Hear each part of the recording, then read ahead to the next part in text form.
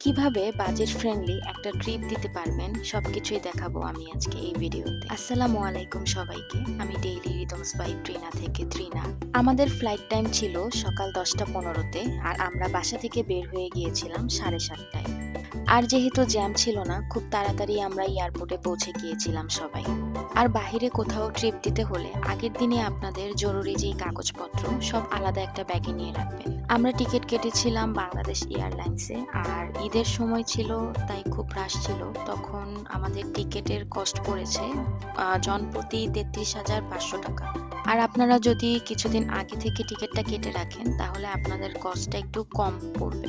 তো আমরা ইমিগ্রেশনের কাজ শেষ করে ভিতরের দিকে ঢুকে যাচ্ছিলাম, আর এখানে আমাদের পাসপোর্ট চেক করা হচ্ছিল। ও আরেকটা কথা, আপনারা যদি নেপালে যেতে চান মার্চ এপ্রিলের দিকে যেতে পারেন। ওই সময়টা আমার কাছে মনে হয়েছে বেস্ট। শীতও না গরমও না।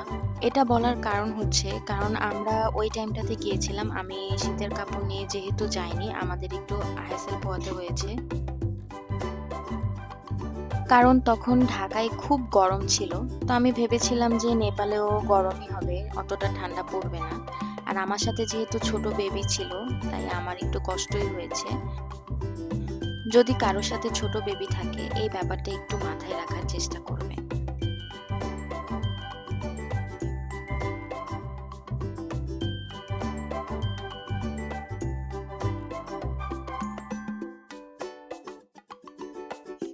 আমরা মোট গিয়েছিলাম ৩টা ফ্যামিলি, আমরা ভাইয়ারা আর কবির ভাইয়ারা।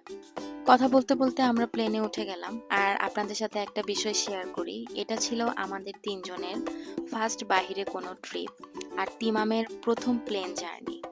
আর এটা খুব সে এনজয় করেছে। নেপালে যাবার সময় আপনারা একটা জিনিস খেয়াল করবেন, প্লেনে সিট বুক করার আগে আপনারা সবসময় যাবার সময় বাম দিকের সিটটা নেবেন। এর কারণ কি জানেন? এর কারণ হচ্ছে বাম দিকে বসলে রোদ পড়ে না, আর মার্চ এপ্রিল সময়ে যেহেতু খুব গরম থাকে আর রোদের জন্য খুব কষ্ট হবে। আর বাম দিকে বসলে আপনার ভিউটাও খুব সুন্দর দেখা যায়। তো কথা বলতে বলতে আমরা ফ্লাই করে উড়ে চলে গেলাম এক মেঘের রাজ্যে। আল্লাহর সৃষ্টি কি অপরূপ, তাই না? আর এইদিকে আমাদের ইঞ্জিনিয়ার হাসিব সাহেব পুরাটা প্লেনের জার্নি সে এইভাবে রেকর্ড করেছে। আমি তিমামের বাবার সাথে কথা বলছিলাম, আর এইদিকে যেহেতু অনেক সকালে তিমাম উঠেছে, ও ঘুমিয়ে পড়েছিল। ওদের নিয়ে প্লেন জার্নিটা একটু কষ্টদায়ক হয়। এর কারণ হচ্ছে এখানে যেহেতু মুভ করা যায় না, সেই জন্য বাচ্চারা খুব বোরিং হয়ে যায়। আপনাদের যদি ছোট বেবি থাকে সাথে কিছু খেলনা বা আঁকাআঁকি করার জন্য রং পেন্সিল নিয়ে যেতে পারেন, এতে ওদের সময়টা একটু কাটবে।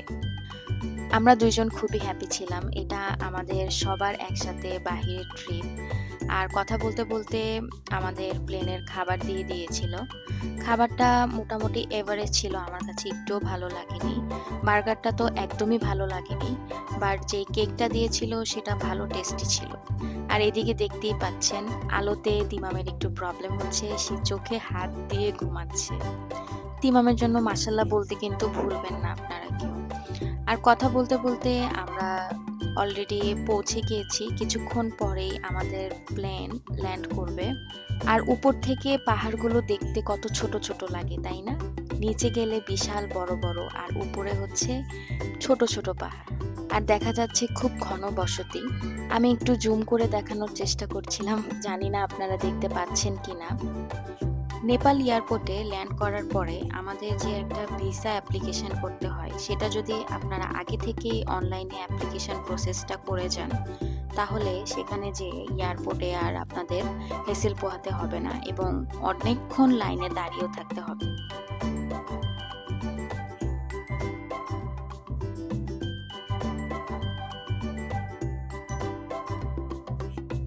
এখানে যা শুধু আমাদের ওই কাগজটার সাথে পাসপোর্টটা চেক করেছে, আমাদের ফেসের সাথে মিল আছে কিনা, তারপরেই আমরা ভিতরের দিকে ঢুকে গিয়েছি। আর এখানে তিমাম সাহেব তো মহা খুশি, সে পকেটে হাত দিয়ে হাঁটছে আর খুব মজার পাকনা পাকনা কথা বলছে।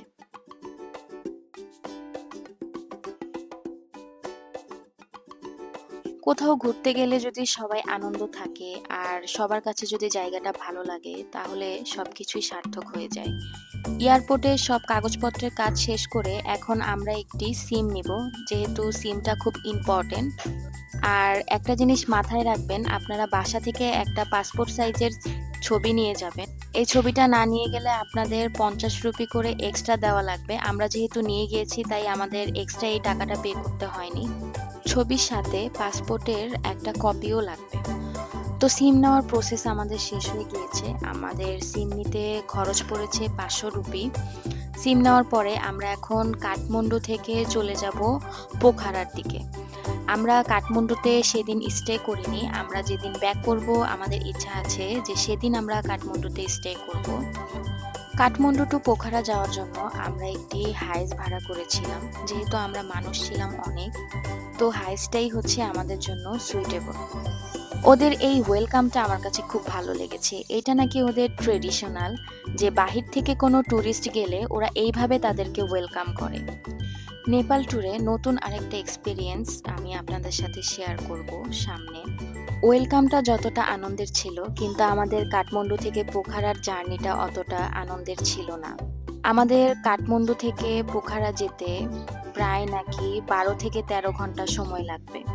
নেপালে ট্যুর দেওয়ার আগে আমি অনেক ব্লগ দেখেছি, কিন্তু কোনো ব্লগাররাই বলেনি যে কাঠমান্ডু টু পোখারা যেতে কতটা হ্যাসেল আপনাদের পোহাতে হবে।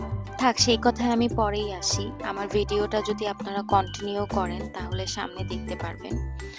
আর খুব খুশি খুশি আমরা রওনা হয়ে গিয়েছিলাম পোখারার দিকে বাই রোডে।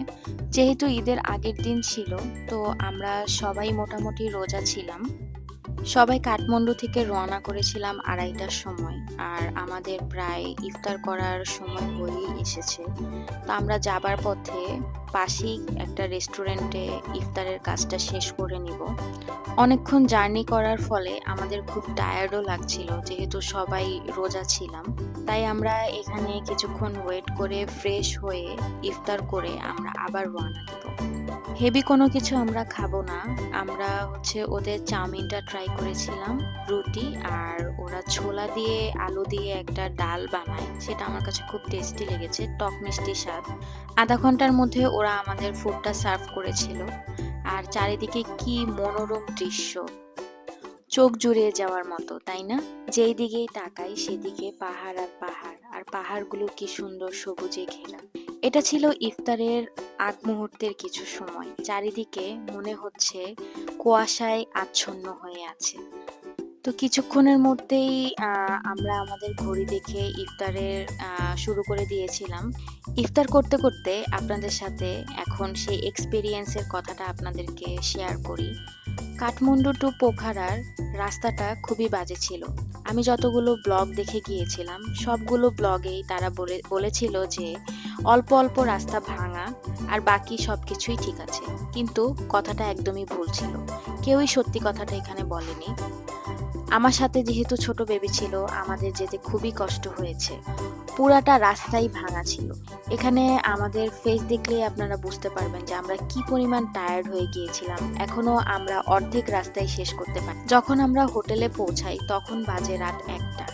কাঠমান্ডু থেকে পোখারা আসতে আমাদের সবারই খুব কষ্ট হয়েছে, কিন্তু যখন আমি আমাদের রিসোর্টের এন্ট্রি করি তখন আমার মন জুড়িয়ে গিয়েছিল। এত সুন্দর রিসোর্ট, এত সুন্দর রুম। ভিডিও করার কোনো এনার্জি ছিল না, তারপরও চেয়েছিলাম আপনাদের সাথে একটু শেয়ার করার জন্য।